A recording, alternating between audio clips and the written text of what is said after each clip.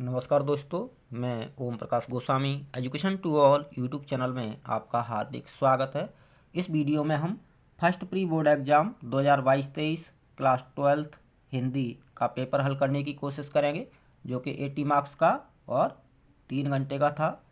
Paper में सबसे पहले एक अपठित गद्यांश दिया गया है, जिस पर आधारित एक एक अंक के MCQ टाइप 10 प्रश्न पूछे गए हैं, 10 अंक के। दोस्तों, अपठित गद्यांश को आप इस तरह से हल कर सकते हैं। पहले गद्यांश को पढ़ें, उसके बाद उस पर आधारित प्रश्नों को पढ़ें, और प्रश्नों को पढ़ने के बाद एक बार फिर से गद्यांश को ध्यानपूर्वक यदि पढ़ा जाएगा तो निश्चित रूप से आप प्रश्नों को हल कर पाएंगे। एक गद्यांश देखिए, बहुत ही सुंदर गद्यांश है, साहित्य पर आधारित है। साहित्य की शाश्वतता का प्रश्न एक महत्वपूर्ण प्रश्न है। क्या साहित्य शाश्वत होता है? यदि हाँ, तो किस मायने में? क्या कोई साहित्य अपने रचना काल के 100 वर्ष बीत जाने पर भी उतना ही प्रासंगिक रहता है जितना वह अपनी रचना के समय था? अपने समय या युग का निर्माता साहित्यकार क्या 100 वर्ष बाद की परिस्थितियों का भी युग निर्माता हो सकता है? समय बदलता रहता है, परिस्थितियाँ और भावबोध बदलते हैं, साहित्य बदलता है, और इसी के समानांतर पाठक की मानसिकता और अभिरुचि भी बदलती है। अतः कोई भी कविता अपने सामाजिक परिवेश के बदल जाने पर ठीक वही उत्तेजना पैदा नहीं कर सकती जो उसने अपने रचना काल के दौरान की होगी। कहने का तात्पर्य है कि एक विशेष प्रकार के साहित्य के श्रेष्ठ अस्तित्व मात्र से वह साहित्य हर युग के लिए उतना ही विशेष आकर्षण रखे, यह आवश्यक नहीं है। यही कारण है कि वर्तमान युग में इंगला, पिंगला, सुषुम्ना, अनहद आदि पारिभाषिक शब्दावली मन में विशेष भावोत्तेजन नहीं करती। साहित्य की श्रेष्ठता मात्र ही उसके नित्य आकर्षण का आधार नहीं है, उसकी श्रेष्ठता का युगीन आधार है वे जीवन मूल्य तथा उनकी अत्यंत कलात्मक अभिव्यक्ति, जो मनुष्य की स्वतंत्रता तथा उच्चतर मानव विकास के लिए पथ प्रदर्शक का काम करती है। पुराने साहित्य का केवल वही श्री सौंदर्य हमारे लिए ग्राह्य होगा जो जीवन मूल्यों के विकास में सक्रिय सहयोग दे अथवा स्थिति रक्षा में सहायक हो। कुछ लोग साहित्य की सामाजिक प्रतिबद्धता को अस्वीकार करते हैं। वे मानते हैं कि साहित्यकार निरपेक्ष होता है और उस पर कोई भी दबाव आरोपित नहीं होना चाहिए, किंतु वह भूल जाते हैं कि साहित्य के निर्माण की मूल प्रेरणा मानव जीवन में ही विद्यमान रहती है। जीवन के लिए उसकी सृष्टि होती है, जीवन के लिए ही उसकी सृष्टि होती है। तुलसीदास जब स्वांतः सुखाय काव्य रचना करते हैं, तब अभिप्राय यह नहीं रहता कि मानव समाज के लिए इस रचना की कोई उपयोग नहीं है, इस रचना का कोई उपयोग नहीं है, बल्कि उनके अंतःकरण, उनके यानी तुलसीदास जी के अंतःकरण में यानी हृदय में संपूर्ण संसार की सुख भावना एवं हित कामना निहित रहती है। जो साहित्यकार अपने संपूर्ण व्यक्तित्व की व्यापक लोक जीवन में जो साहित्यकार अपने संपूर्ण व्यक्तित्व को व्यापक लोक जीवन में सन्निविष्ट कर देता है, उसी के हाथों स्थायी एवं प्रेरणाप्रद साहित्य का सृजन यानी रचना हो सकती है। अब इस पर आधारित गद्यांश पर आधारित प्रश्न देखिए। मैं इसको पहले ही हल कर चुका हूँ, इसलिए दोबारा गद्यांश को पढ़ने की आवश्यकता नहीं है। पहला प्रश्न देखिए, गद्यांश का उपयुक्त शीर्षक चुनिए। तो इसका उपयुक्त शीर्षक है साहित्य की प्रासंगिकता। अगला प्रश्न है, पाठक की मानसिकता और अभिरुचि किसके समानांतर बदलती है? तो समय के अनुरूप, परिस्थितियों के अनुरूप, भावबोध के अनुरूप। इसका सही उत्तर है घ, उपयुक्त सभी के अनुरूप। अगला प्रश्न है, सामाजिक परिवेश बदलने का कविता पर क्या प्रभाव पड़ता है? तो सही उत्तर है क, कविता अपने रचनाकाल जैसी उत्तेजना पैदा नहीं करती। अगला प्रश्न देखिए, साहित्य की श्रेष्ठता का युगीन आधार है। तो इसका सही उत्तर है ग, जीवन मूल्य और उसकी कलात्मक अभिव्यक्ति। अगला प्रश्न पांचवा, प्राचीन साहित्य का क्या ग्राह्य होगा? ग्राह्य मीन्स ग्रहण करने योग्य। तो इसका सही उत्तर है घ, जीवन मूल्यों के विकास में सक्रिय सहयोग देने वाला तत्व। छठा प्रश्न देखिए, कुछ लोग अस्वीकार करते हैं तो सही उत्तर है ख, साहित्य की सामाजिक प्रतिबद्धता। अगला प्रश्न 7वां, कुछ लोग भूल जाते हैं कि साहित्य निर्माण की प्रेरणा मानव जीवन में विद्यमान है। अगला प्रश्न 8वां, किसकी सृष्टि जीवन के लिए होती है? तो इसका सही उत्तर है क, साहित्य की। किसके अंतःकरण में संपूर्ण संसार की हित कामना है? तो इसका सही उत्तर है घ, तुलसीदास के मन में। अगला प्रश्न, प्रतिबद्धता और मानसिकता में प्रत्यय है, तो दोनों शब्दों में ता प्रत्यय है, तो इसका सही उत्तर है ग, ता और ता। अगला प्रश्न है दूसरा, जिसमें एक अपठित काव्यांश दिया गया है, जिस पर आधारित एक एक अंक के 5 MCQ टाइप प्रश्न पूछे गए हैं, 5 अंक के।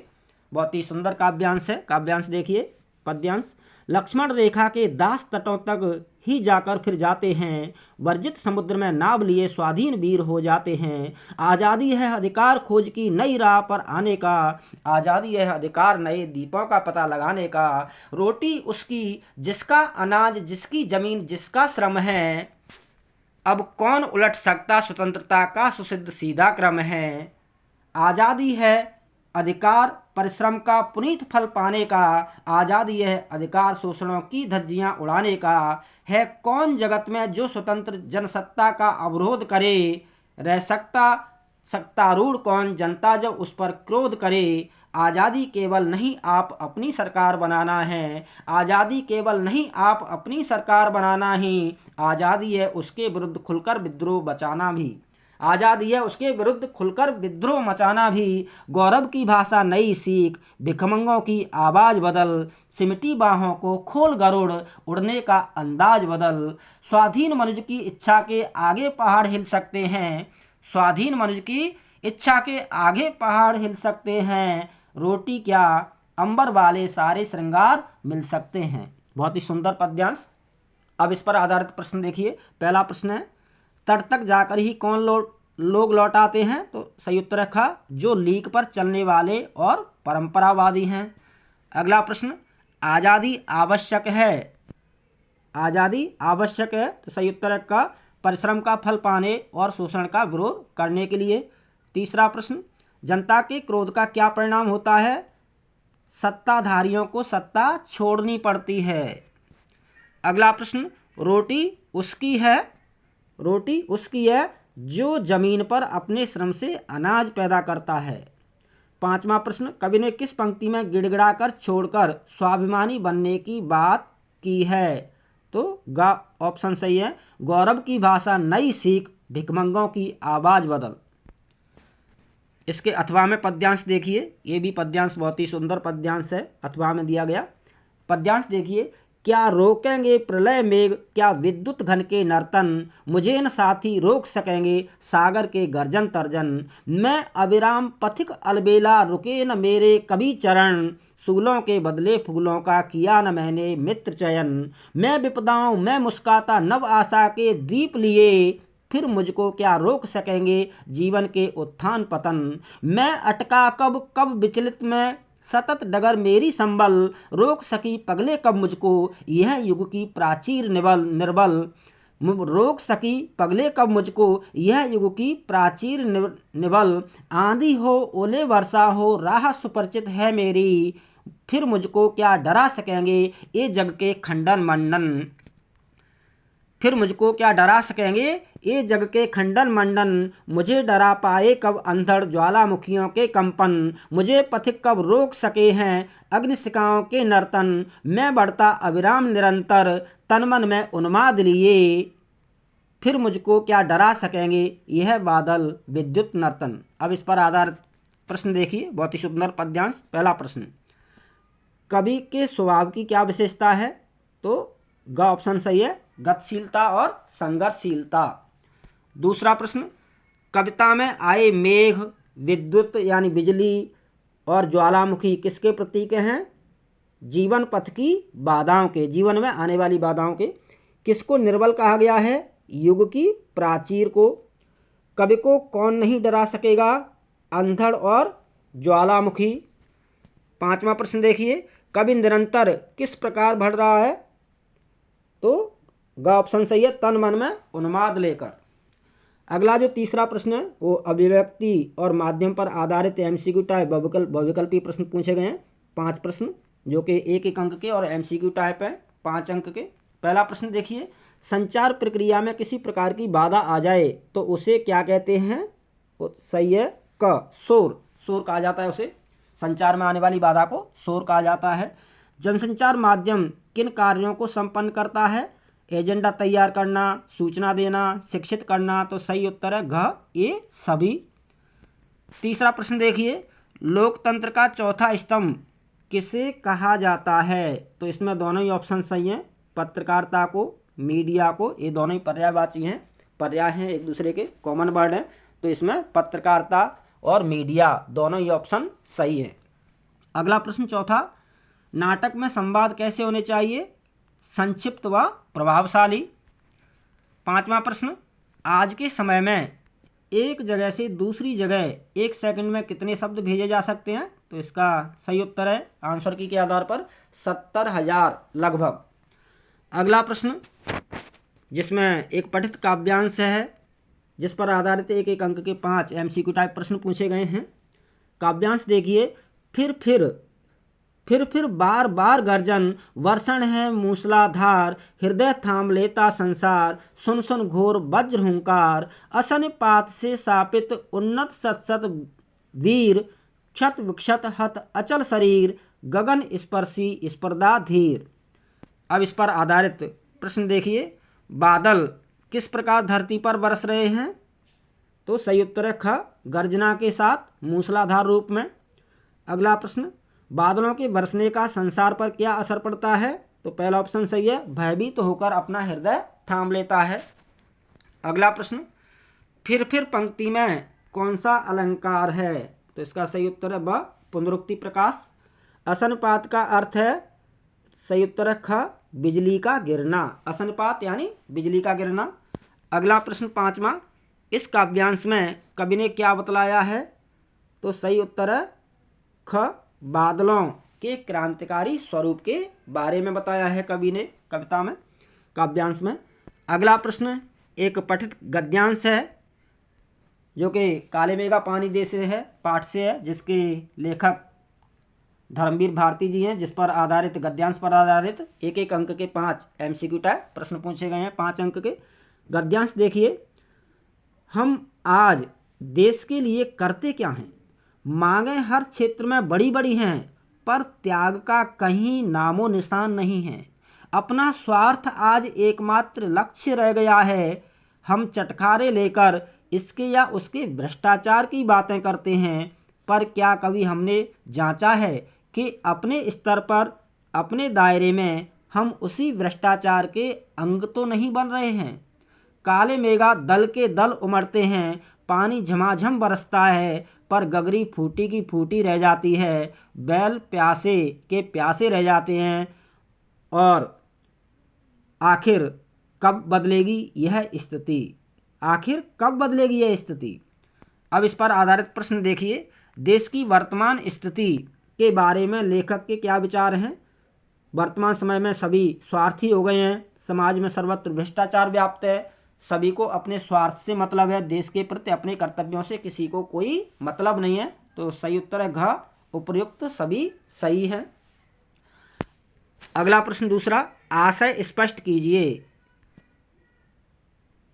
पानी झमाझम बरसता है पर गगरी फूटी की फूटी रह जाती है, बैल प्यासे के प्यासे रह जाते हैं, इसका क्या अर्थ है? तो इसका सही अर्थ है घ, ऑप्शन सही है। सरकार द्वारा बहुत सारी योजनाएं बनाए जाने के बाद भी उनका लाभ गरीबों को नहीं मिल पाता है। सरकारी योजनाओं का समुचित लाभ गरीबों तक नहीं पहुंच पाता है, गरीबों को नहीं मिल पाता है। तो घ ऑप्शन सही था।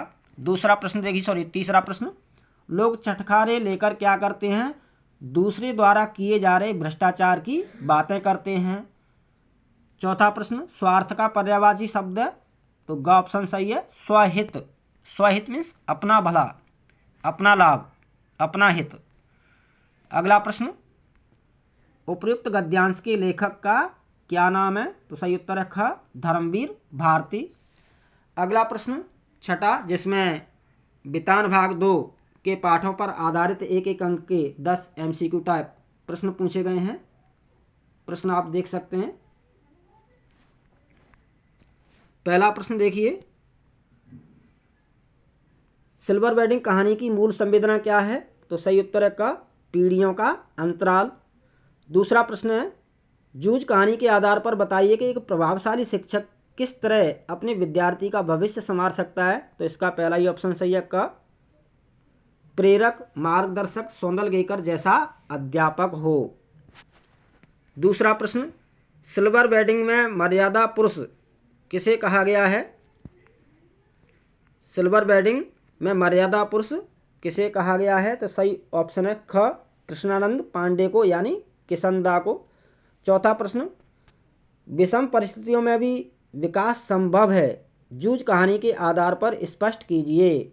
समस्याओं से जूझने वाला, आत्मनिर्भर, सपने को साकार करने के लिए मुकाबला करने वाला। तो सही उत्तर है घ, उपर्युक्त सभी सही हैं। पांचवा प्रश्न देखिए, सिल्वर वेडिंग पाठ के प्रमुख पात्रों में से एक किशनदा का पूरा नाम क्या था? तो सही उत्तर है क, कृष्णानंद पांडे। छठा प्रश्न, जूझ शब्द का क्या अर्थ है? संघर्ष। सातवां प्रश्न, पाठशाला जाने के लिए मन तड़पता था, पंक्ति में आए मुहावरे मन तड़पना का क्या अर्थ है? तो सही उत्तर है ग, मन का बेचैन होना। अगला प्रश्न आठवां, दुनिया के दो सबसे पुराने नियोजित शहर कौन से हैं? मोहनजोदड़ो और हड़प्पा। मोहनजोदड़ो का क्या अर्थ है? मुर्दों का टीला। 10वां प्रश्न, 1922 में राखलदास बनर्जी मोहनजोदड़ो क्यों पहुंचे थे? सही उत्तर है ख, बौद्ध स्तूप की खोजबीन करने। खंड ख, पेपर का खंड ख, जिसमें वर्णनात्मक प्रश्न दिए गए हैं। पहला प्रश्न रचनात्मक लेखन से संबंधित है, जो कि 6 अंक का है। 4 ऑप्शन दिए गए हैं, 4 में से किसी एक पर रचनात्मक लेख लिखना था। रचनात्मक लेख कैसे लिखना चाहिए, इसके लिए आप रचनात्मक लेखन वाला वीडियो देख सकते हैं। 8वां प्रश्न देखिए, जिसमें 3 अंक दिए गए हैं, 3 प्रश्न दिए गए हैं और 3 में से कोई भी 2 प्रश्न करने थे, जो कि 3-3 अंक के हैं। पहला प्रश्न देखिए, पहला प्रश्न है क, कहानी का नाट्य रूपांतरण करते समय किन किन बातों पर विशेष ध्यान देते हैं? स्पष्ट कीजिए। तो कहानी का नाट्य रूपांतरण करते समय कथानक को अभिनय के अनुरूप बनाया जाता है। मंच सज्जा, संगीत, ध्वनि और प्रकाश व्यवस्था करनी होती है। संवाद छोटे छोटे एवं पात्रों के अनुकूल होने चाहिए। पात्रों की समुचित वेशभूषा का ध्यान रखना होता है। पात्रों के मनोभावों तथा मानसिक द्वंद्वों की प्रस्तुति होती है करने का पात्रों के मनोभावों तथा मानसिक द्वंद्व की प्रस्तुति करने का प्रयास होता है। संवादों को नाटकीय रूप प्रदान किया जाता है। तो इस तरह से कहानी का नाट्य रूपांतरण किया जा सकता है, बातों का ध्यान रखा जाता है। अगला प्रश्न देखिए ख, रेडियो नाटक से क्या तात्पर्य है? स्पष्ट कीजिए। तो इसका उत्तर आप इस तरह से लिख सकते हैं, रेडियो एक श्रव्य माध्यम है। श्रव्य माध्यम पर श्रोताओं के लिए इस नाटक का प्रसारण होता है, यानी रेडियो पर प्रसारित होने वाले नाटक को रेडियो नाटक कहा जाता है। इसमें दृश्य नहीं होता है, केवल यह श्रव्य माध्यम है, इसमें हम सुन सकते हैं, केवल सुना जाता है। सब कुछ ध्वनियों का खेल होता है रेडियो नाटक में। संवादों से ही दृश्य का निर्माण यानी परिचय कराया जाता है। संवादों के माध्यम से ही श्रोता दृश्य का अंदाजा लगाता है, घटना का, सीन का अनुमान लगाता है। तो सब कुछ संवाद यानी ध्वनियों का खेल होता है रेडियो नाटक में। अगला प्रश्न ग, कहानी व नाटक में क्या समानताएं होती हैं? स्पष्ट कीजिए। तो इसका उत्तर आप इस तरह से लिख सकते हैं, नाटक और कहानी की आत्मा के कुछ मूल तत्व एक ही है। जैसे कहानी और नाटक दोनों में ही एक कहानी होती है, कहानी यानी कथानक, कथावस्तु होता है, पात्र होते हैं, परिवेश होता है, कहानी का क्रमिक विकास होता है, दोनों में ही संवाद होते हैं, द्वंद्व होता है और चरम उत्कर्ष होता है। और दोनों का ही अपना उद्देश्य होता है कुछ ना कुछ। तो ये कहानी और नाटक में समानताएं होती हैं। अगला प्रश्न देखिए, 9वां प्रश्न, जिसमें 3 प्रश्न दिए गए हैं जिनमें से कोई भी 2 करने थे, जो कि 4-4 अंक के हैं, यानी 8 अंक के 2 प्रश्न करने थे। 4-4 अंक के 2 यानी 8 अंक के प्रश्न, 3 में से कोई भी 2 करने थे। तो पहला प्रश्न देखिए, क समाचार पत्र को जनसंचार का माध्यम क्यों माना जाता है, विस्तार से स्पष्ट कीजिए। तो समाचार पत्र को जनसंचार का माध्यम इसलिए माना जाता है कि इसमें हर तरह की वृहद और विविध जानकारी होती है। खेल, व्यापार, रोजगार, मौसम, राजनीति, शिक्षा, ऐसे तमाम विषयों से संबंधित खबरें होती हैं, सामग्री होती हैं, सूचनाएं होती हैं, जानकारी होती हैं। और इस कारण से समाचार पत्र के लाखों करोड़ों, हर समाचार पत्र के लाखों करोड़ों पाठक होते हैं। इसके अलावा समाचार में, इन खबरों के अलावा समाचार में लेख, आलेख, फीचर एवं अन्य मनोरंजक सामग्री भी होती है। और इसलिए हर समाचार के अपने लाखों करोड़ों पाठक होते हैं, इसलिए समाचार पत्र को जनसंचार का माध्यम माना जाता है, कहा जाता है। अगला प्रश्न देखिए, ख पत्रकारिता की भाषा में मुखड़ा किसे कहते हैं, स्पष्ट कीजिए। तो किसी भी समाचार के पहले अनुच्छेद यानी आरंभिक 2-3 पंक्तियों को उसका मुखड़ा या इंट्रो कहा जाता है। इसके अंतर्गत सामान्यतः यानी मुखड़े में क्या, कब, कहाँ और कौन की सूचनाएं होती हैं। इनका संबंध तथ्यात्मक जानकारी या सूचना से होता है। इस तरह से इसका उत्तर आप लिख सकते हैं। अगला प्रश्न है, ग पत्रकारी लेखन एवं सृजनात्मक लेखन एक दूसरे से कैसे अलग हैं, स्पष्ट कीजिए। तो इसका उत्तर आप इस तरह से लिख सकते हैं, पत्रकारी लेखन का संबंध तथा दायरा समसामयिक और वास्तविक घटनाओं, समस्याओं तथा मुद्दों से होता है, जबकि जो सृजनात्मक लेखन है वो लेखक या रचनाकार की कल्पना पर आधारित होता है। पत्रकारी लेखन का जो संबंध है, रिश्ता है, वो तथ्यों पर आधारित होता है, तथ्यों से होता है, जबकि सृजनात्मक लेखन में कल्पना का मिश्रण होता है। पत्रकारी लेखन साहित्यिक और सृजनात्मक लेखन से इस मायने में भी अलग है कि यह अनिवार्य रूप से तात्कालिकता और अपने पाठकों की रुचियों तथा ज़रूरतों को ध्यान में रखकर किया जाने वाला लेखन है। यानी पत्रकारी लेखन में तात्कालिकता और पाठकों की रुचियों तथा ज़रूरतों को ध्यान में रखकर किया जाने वाला लेखन है पत्रकारी लेखन, जबकि सृजनात्मक लेखन में लेखक को काफ़ी छूट होती है अपने विचारों को, भावनाओं को, कल्पना को व्यक्त करने की। जो पत्रकारी लेखन होता है वो वस्तुनिष्ठ होता है, जबकि सृजनात्मक लेखन आत्मनिष्ठ होता है।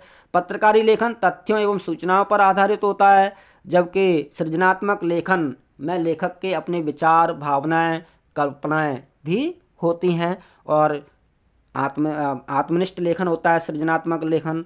लेखक या रचनाकार अपने विचारों, भावों को व्यक्त करने के लिए स्वतंत्र होता है, छूट होती है। तो इस तरह से आप इसका आंसर लिख सकते हैं। अगला प्रश्न देखिए, 10वां प्रश्न, जिसमें 3 प्रश्न दिए गए हैं जिनमें से 2 प्रश्न करने हैं और जो कि 3-3 अंक के हैं, यानी 6 अंक के प्रश्न करने हैं। पहला प्रश्न देखिए, फिराक गोरखपुरी की रुबाइयों में लोक जीवन का वर्णन है, स्पष्ट कीजिए। तो इसका उत्तर आप इस तरह से लिख सकते हैं, माँ की वात्सल्य भावना, दीपावली त्यौहार का वर्णन, छोटे बच्चे का नहलाना खिलाना, सावन का मौसम और रक्षाबंधन का त्यौहार इत्यादि के आधार पर कहा जा सकता है कि फिराक गोरखपुरी की रुबाइयों में लोक जीवन का वर्णन हुआ है। अगला प्रश्न, ख शमशेर की कविता उषा गांव के जीवन का जीवंत चित्रण है, पाठ के आधार पर स्पष्ट कीजिए। तो इसका उत्तर आप इस तरह से लिख सकते हैं, कविता में नीले नभ को राख से लीपे गीले चौके के समान बताया गया है। दूसरे बिंब में उसकी तुलना काली सिल से की गई है। तीसरे में स्लेट पर लाल खड़िया चौक का उपमान है। लीपा हुआ आंगन, काली सिल या स्लेट गांव के परिवेश से ही लिए गए हैं।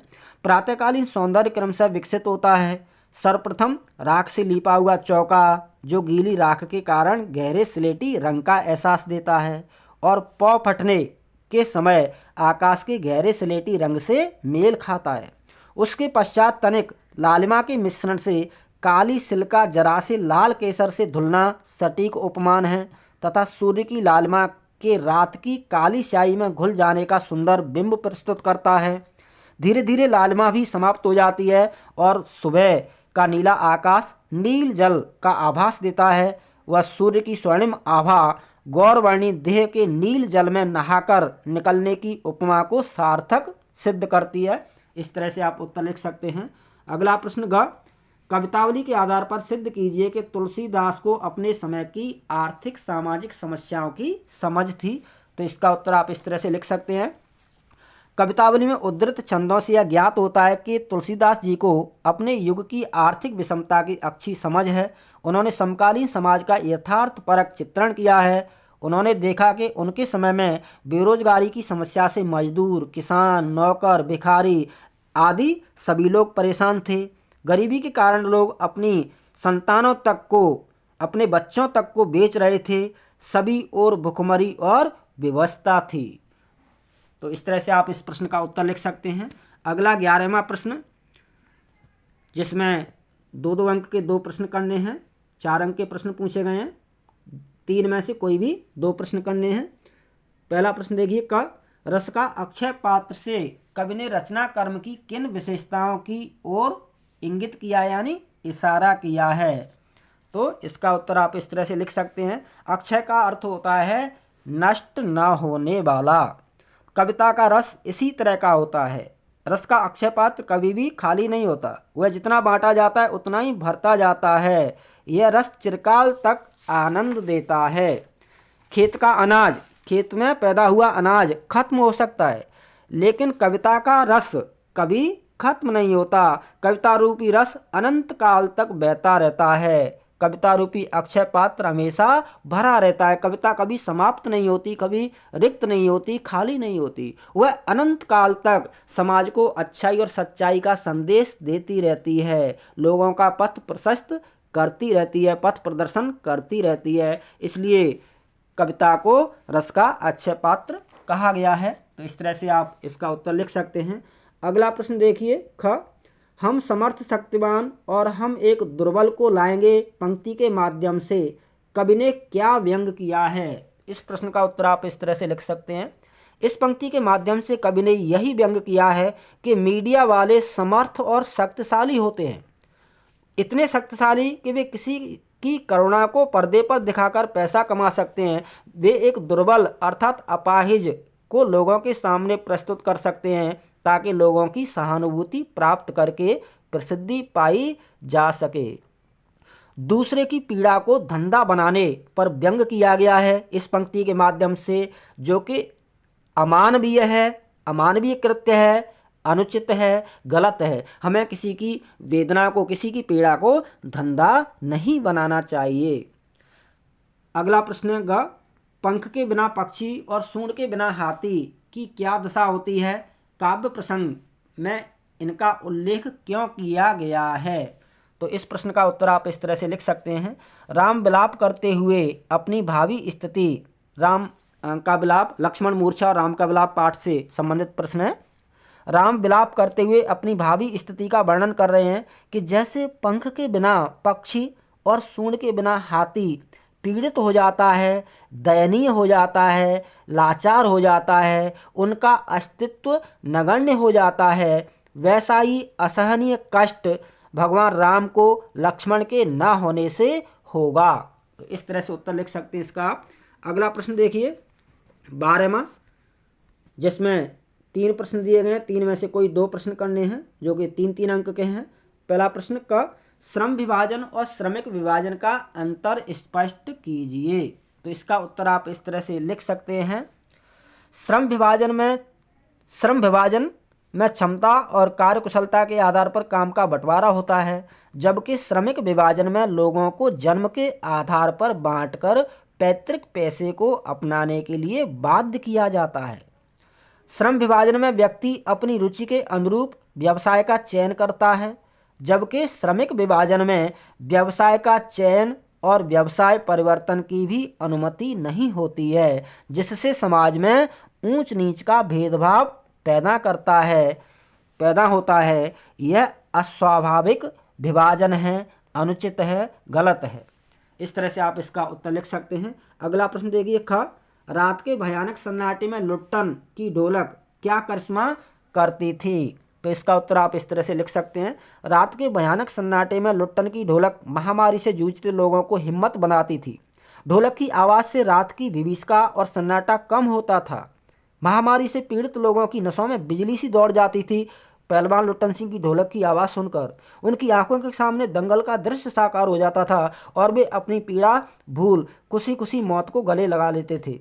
इस प्रकार ढोल की आवाज़ बीमार मृत प्राय गांव वालों की नसों में संजीवनी शक्ति का संचार कर बीमारी से लड़ने की प्रेरणा देती थी। अगला प्रश्न ग, लेखक ने श्रीश को कालजयी अवधूत क्यों कहा है? पाठ के आधार पर स्पष्ट कीजिए। तो इसका उत्तर आप इस तरह से लिख सकते हैं। श्रीश कालजयी अवधूत की भांति जीवन की अजेयता के मंत्र का प्रचार करता है। जब पृथ्वी अग्नि के समान तप रही होती है तब भी कोमल फूलों से लदा लहलहाता रहता है। बाहरी गर्मी, धूप, वर्षा, आंधी, लू उसे प्रभावित नहीं करती। इतना ही नहीं, वह लंबे समय तक खिला रहता है। श्रीश विपरीत परिस्थितियों में भी धैर्यशील बने रहने तथा अपनी अजेय जिजीविषा के साथ निष्प्रय भाव से प्रचंड गर्मी में भी अविचल खड़ा रहता है। इसलिए लेखक द्वारा श्रीश को कालजयी अवधूत कहा गया है। अगला प्रश्न 13वां, जिसमें 3 प्रश्न दिए गए। 3 में से कोई भी 2 प्रश्न करने हैं जो कि 2-2 अंक के हैं। 4 अंक के प्रश्न पूछे गए हैं। पहला प्रश्न देखिए क, भगत जी बाजार और समाज को किस प्रकार सार्थकता प्रदान कर रहे हैं? तो इसका उत्तर आप इस तरह से लिख सकते हैं। भगत जी के मन में सांसारिक आकर्षणों के लिए कोई तृष्णा नहीं है। वे संचय, लालच और दिखावे से दूर रहते हैं। बाजार और व्यापार उनके लिए आवश्यकताओं की पूर्ति का साधन मात्र हैं। भगत जी के मन का संतोष और निष्प्रय भाव उनको श्रेष्ठ उपभोक्ता और विक्रेता बनाते हैं। अगला प्रश्न ख, भक्तिन पाठ में लेखिका ने समाज की किन समस्याओं का उल्लेख किया है? तो इसका उत्तर आप इस तरह से लिख सकते हैं। भक्तिन पाठ में लेखिका द्वारा समाज की निम्नलिखित समस्याओं का उल्लेख किया गया है। ग्रामीण समाज की अनेक समस्याओं का उल्लेख किया गया, जैसे लड़के लड़कियों में किया जाने वाला भेदभाव, विधवाओं की समस्या, न्याय के नाम पर पंचायतों के द्वारा स्त्रियों के मानवाधिकार को कुचलना, अशिक्षा और अंधविश्वास इत्यादि समस्याओं का उल्लेख किया गया है। अगला प्रश्न का, दासता की व्यापक परिभाषा दीजिए। तो इसका उत्तर आप इस तरह से लिख सकते हैं। दासता केवल पराधीनता नहीं है। सामाजिक दासता की स्थिति में कुछ व्यक्तियों को दूसरे लोगों के द्वारा तय किए गए व्यवहार और कर्तव्यों का पालन करने को विवश होना पड़ता है। अपनी इच्छा के विरुद्ध पैतृक पेशे अपनाने पड़ते हैं। अपनी इच्छा के अनुसार अपना जीवन नहीं जी पाते हैं, नहीं जी सकते। इस तरह से आप इसका उत्तर लिख सकते हैं। बहुत बहुत धन्यवाद। हार्दिक शुभकामनाएं। All the best. Good luck. जय हिंद।